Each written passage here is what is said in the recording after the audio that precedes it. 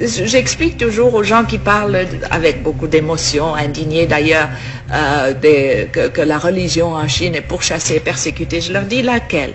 Alors ils me disent le christianisme. Je dis mais le christianisme c'est pas une religion chinoise.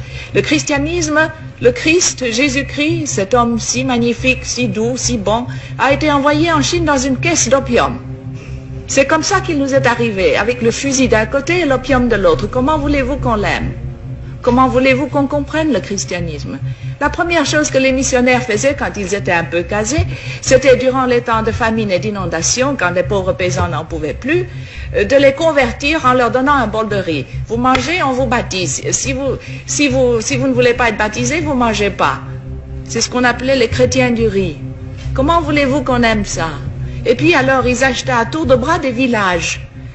L'Église catholique est devenue grand propriétaire terrien. C'est à elle qu'appartenaient à Shanghai tous les districts de prostituées.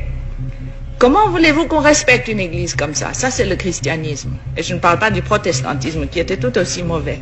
Le bouddhisme aussi a été importé. La Chine elle-même n'a jamais pu évoquer, n'a jamais vraiment créé une religion. C'est vraiment extraordinaire. Elle a eu le moralisme avec Confucius.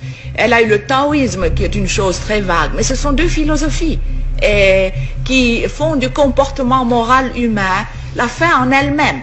Il n'y a pas un ciel, il n'y a pas un paradis, il n'y a pas au-delà de la vie une vie meilleure. Ça s'arrête avec la mort. Il n'y a pas d'enfer non plus. Il n'y a pas d'enfer non plus. Mais la Chine elle-même n'a jamais évolué une religion, mais elle a évolué des moralités.